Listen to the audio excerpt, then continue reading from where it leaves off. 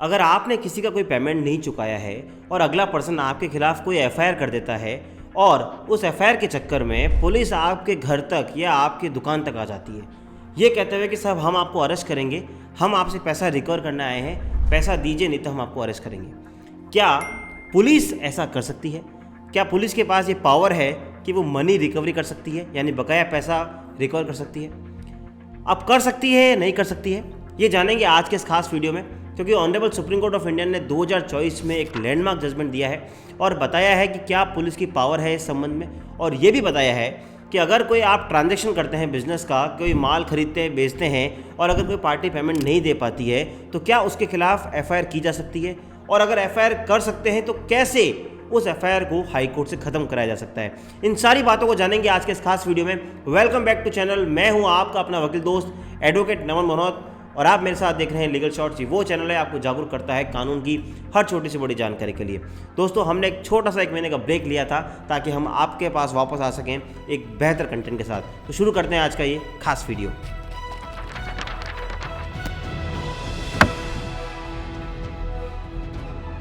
तो आज हम बात कर रहे हैं पुलिस की पावर के रिगार्डिंग कि क्या वो पैसा रिकवर कर सकती है। हम बात कर रहे हैं 482 सीआरपीसी यानी एफआईआर क्वेश्चन के बारे में। हम बात कर रहे हैं 406 420 आईपीसी यानी चीटिंग और ब्रीच ऑफ ट्रस्ट के बारे में। और हम बात कर रहे हैं बिजनेस ट्रांजैक्शंस में जो पेमेंट डिफॉल्ट हो जाता है उसमें क्या एफआईआर हो सकती है क्या।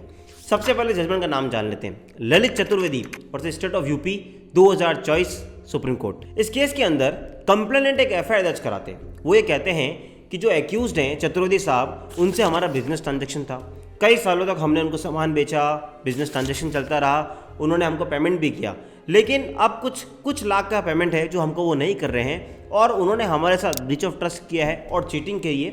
इसलिए हम चाहते हैं कि उनके खिलाफ 406 506 में एक एफआईआर दर्ज हो जानी चाहिए। जैसे ही एफआईआर होती है पुलिस इन्वेस्टिगेशन शुरू करती है और इंटरेस्टिंगली पुलिस बिना ये देखे कि क्या ऑफेंस बनता है नहीं बनता है, एक चार्जशीट फाइल कर देती है एक्यूज यानी जो पिटिशनर है उसके खिलाफ, ये कहते हुए कि हाँ सर, आपने इनके साथ धोखाधड़ी करी है, आपने इनका बकाया पेमेंट नहीं किया है और आपको इसके लिए सज़ा मिलनी चाहिए। वो चार्जशीट कॉम्पिटेंट कोर्ट में फाइल कर देती है। इस बात से एग्रीव्ड होकर जो चतुर्वेदी साहब हैं वो पहुँचते हैं हाई कोर्ट। दोस्तों, जब भी आपके खिलाफ कोई एफआईआर हो तो आप उसको चैलेंज करने के लिए हाई कोर्ट की शरण में जा सकते हैं। 482 सीआरपीसी की पावर इन्वोक कर सकती है कोर्ट। वहाँ पे आप जाके कह सकते हैं कि जो एफआईआर मेरे खिलाफ हुई है वो प्रथम दृष्टया मामला नहीं बनता है और मेरे खिलाफ अपराध नहीं बनता है, तो इस एफआईआर को रद्द किया जाना चाहिए, यानी एफआईआर शुड बी क्वेश्ड। इसी आशा के साथ चतुर्वेदी जी जाते हैं हाई कोर्ट में। हाई कोर्ट उनकी इस बात को नकार देती है। हाई कोर्ट ये कहती है कि आपके किसी भी ग्राउंड में दम नहीं है और हम आपके एफआईआर को क्वेश्चन नहीं करेंगे और प्रथम दृष्टया मामला बनता है, इसलिए हम आपके एफआईआर को क्वेश्चन नहीं कर रहे। इस बात से एग्रीव्ड होकर वो पहुँचते हैं सुप्रीम कोर्ट। सुप्रीम कोर्ट जब वो जाते हैं तो सुप्रीम कोर्ट के सामने 2 बड़े कानून के मुद्दे आते हैं। सबसे पहला, क्या चतुर्वेदी जी ने कंप्लेनेंट के साथ किसी भी तरह की कोई चीटिंग की या नहीं की। दूसरा, क्या इसी पिटिशनर चतुर्वेदी जी ने क्या कंप्लेनेंट के साथ कोई ब्रीच ऑफ ट्रस्ट किया। क्या बिजनेस ट्रांजैक्शन में पेमेंट नहीं देना कोई डिफ़ॉल्ट माना जाएगा और डिफ़ॉल्ट के लिए क्या एफआईआर करी जा सकती है। क्या ये ऐसा मामला है कि जहाँ पे पुलिस रिकवरी कर सके। इन सारी बातों को सुप्रीम कोर्ट ने डिस्कस किया। जो इसका डिस्कशन था सुप्रीम कोर्ट का, उसको हम 2 पार्ट में बांटते हैं। सबसे पहले हम बात करते हैं चीटिंग की। दोस्तों, चीटिंग का हम जनरल सेक्शन की जब बात करते हैं तो 420 आईपीसी की बात करते हैं। वैसे 420 में सिर्फ उसका पनिशमेंट दे रखा है। अगर आप डेफिनेशन देखेंगे तो वो 415 आईपीसी यानी 415 आईपीसी में दिया गया है। चीटिंग को बहुत सिंपल भाषा में, अगर मैं कानून की भाषा में बताऊं तो सिंपल सा ये होता है कि जब आप किसी पर्सन को इंड्यूस करते हैं और इंड्यूस करके कोई उससे प्रॉपर्टी डिलीवर कराते हैं तो वो चीटिंग की डेफिनेशन में आता है। और एक और बड़ी बात, चीटिंग तब होती है जब शुरुआत से यानी सिंस बिगिनिंग किसी का इंटेंशन हो किसी को चीट करने का। आम भाषा में जो हम चीटिंग कहते हैं वो चीटिंग और कानून की चीटिंग में फ़र्क है। आम भाषा में तो हम ये कहते हैं कि किसी ने मुझे बेवकूफ़ बना दिया तो वो उसने मेरे साथ चीटिंग करी, धोखाधड़ी करी, लेकिन उस आम भाषा को आप कानून की परिभाषा में नहीं ला सकते। कानून की नज़र में चीटिंग 420 तभी होगी जब आप किसी को बेवकूफ़ बना के कोई चीज़ डिलीवर कराते हैं तो ही 420 आईपीसी बनता है। सुप्रीम कोर्ट ने अपने 2 लैंडमार्क जजमेंट्स का यहाँ पे डिटेल में डिस्कशन किया। अगर आप वकील हैं तो जजमेंट भी नोट डाउन कर लीजिए, या अगर आपके साथ कोई ऐसा केस हुआ है तो भी जजमेंट नोट डाउन कर लीजिए, क्योंकि इन 2 जजमेंट के बेसिस पे आप अपनी एफआईआर को क्वेश करा सकते हैं।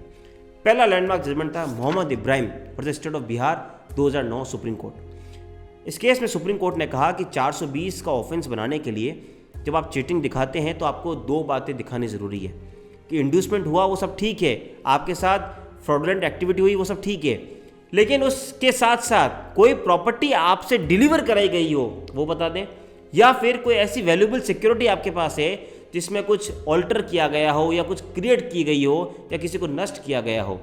यानी अगर ये बातें आप प्रूव करते हैं तो ही 420 आईपीसी की बात बनेगी और वो एफआईआर चलने लायक रहेगी। अगर कोई प्रॉपर्टी डिलीवर नहीं हुई है, कोई वैल्यूएबल सिक्योरिटी के साथ किसी तरह का ऑल्टर या मॉडरेशन नहीं हुआ है, तो 420 की आईपीसी की धारा की जो एफआईआर है वो नहीं चल सकती। मोहम्मद इब्राहिम के साथ साथ honourable supreme court of India ने अपने लैंडमार्क जजमेंट वीवाई जोस को भी वापस डिस्कस किया। उस जजमेंट में सुप्रीम कोर्ट ने बात साफ कही थी कि अगर हाईकोर्ट को एफआईआर पढ़ने से लगता है कि चीटिंग नहीं हुई है, ब्रीच ऑफ ट्रस्ट नहीं हुआ है, कोई बिजनेस ट्रांजैक्शंस हैं, सेल ऑफ गुड्स है जहाँ सिर्फ माल का आदान प्रदान है और पैसा नहीं दिया गया है, तो ऐसी स्थिति में हाईकोर्ट को हेजिटेट नहीं होना चाहिए एफआईआर क्वैश करने में और एफआईआर को क्वैश किया जाना चाहिए। क्यों किसी एक्यूज्ड को जो वास्तव में एक्यूज्ड है ही नहीं, उसको इतने सालों तक आप कोर्ट में घुमा रहे हैं, उसको ट्रायल भुगता रहे हैं, क्या ये उसके साथ इनजस्टिस नहीं है? तो इन दो जजमेंट्स का सुप्रीम कोर्ट ने यहाँ भी डिस्कशन किया और कहा कि इस केस में एडमिटेडली कंप्लेनेंट खुद कहता है कि साहब हम कई सालों से ट्रांजेक्शन कर रहे हैं और अगला पेमेंट भी दे रहा है, लेकिन अब लास्ट में ये पेमेंट इन्होंने नहीं दिया, इसलिए मैंने एफआईआर दर्ज करा दी। कोर्ट ने कहा ये मियर ब्रीच ऑफ कॉन्ट्रैक्ट है, ना कि क्रिमिनल ब्रीच ऑफ कॉन्ट्रैक्ट। एक सिविल कॉन्ट्रैक्ट होता है और एक क्रिमिनल ब्रीच ऑफ कॉन्ट्रैक्ट होता है, दोनों में रात दिन का अंतर होता है। अगर आपको ये दिखाना था कि क्रिमिनल ब्रीच ऑफ कॉन्ट्रैक्ट है या जो चीटिंग है, तो आपको ये प्रूव करना पड़ेगा कि सिंस बिगिनिंग उसका इंटेंशन था आपको चीट करने का, जो कि इस केस में नहीं था।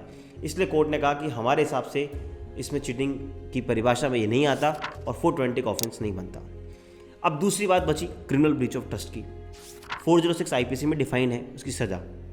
अगर आप ब्रीच ऑफ ट्रस्ट की बात करें तो सिंपल सा कॉन्सेप्ट का कानून में ये होता है कि जब आप किसी को कोई प्रॉपर्टी को इंटरेस्ट करते हैं किसी को, यानी किसी को देते हैं और वो उसके साथ कुछ खुर्द बुर्द कर देता है, यानी उसके साथ कुछ डिसअप्रोप्रिएट कुछ एक्टिविटी करता है, तो वो आपके क्रिमिनल ब्रीच ऑफ ट्रस्ट में आती है।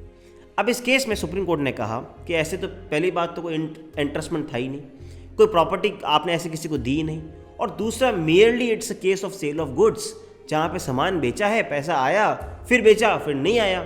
So how it can be a entrustment of a property? So it doesn't come under the ambit of 406 IPC, यानी ये ब्रीच ऑफ ट्रस्ट में नहीं आता। सुप्रीम कोर्ट ने बोला कि दोनों बातों से हम ये बात क्लियर कर देते हैं कि 406 420 का ऑफेंस नहीं बनता है और 506 IPC का तो इसमें एलिगेशन था ही नहीं, तो हम वो भी नहीं मान सकते। अल्टीमेटली सुप्रीम कोर्ट ने एफआईआर क्वैश कर दी।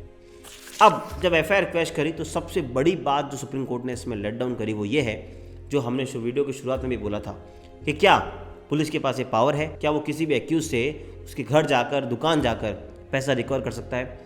सुप्रीम कोर्ट ने क्लियर शब्दों में, कड़े शब्दों में ये बात साफ कह दी, पुलिस के पास ना कोई ऐसी अथॉरिटी है, ना पुलिस के पास कोई ऐसी पावर है कि वो सिविल कोर्ट की तरह ऐसे कोई रिकवरी करे। पुलिस के पास ऐसी पावर नहीं है कि वो किसी एक्यूज के घर जाकर उससे पैसा निकलवा कर लाए। अगर किसी को रिकवरी करनी है तो आप सिविल कोर्ट जाइए, वहाँ दावा डालिए, वहाँ से आप निकलवाइए, पर पुलिस के पास ये पावर नहीं है। पुलिस सिर्फ ये देख सकती है कि जो एफआईआर दर्ज कराई है उससे कोई अपराध बनता है या नहीं। तो यहाँ पर क्योंकि कंप्लेनेंट ने लिखा था अपने एफआईआर में कि पुलिस को डायरेक्शन दी जाए कि मेरी रिकवरी की जाए, कोर्ट ने उसको गलत माना। तो अगर आइंदा से कभी पुलिस आपके घर आ जाए और अगर आपसे रिकवरी करने की बात करे तो जजमेंट दिखा देना और ये वीडियो उनको दिखा देना, क्योंकि आप लीगल शॉर्ट्स के सब्सक्राइबर हो। मुझे पूरी उम्मीद है कि आपको आज का ये वीडियो पसंद आया होगा। और हाँ, एक ज़रूरी बात, अगर आपको कंटेंट पसंद आ रहा है सब्सक्राइब कर लीजिए चैनल, ताकि आपको घर बैठे ऐसे अपडेट्स मिलती रहे। मुझे उम्मीद है आपको वीडियो पसंद आया होगा। मिलेंगे अगली बार इसी तरह के वीडियो के साथ, तब तक के लिए जय हिंद, जय भारत।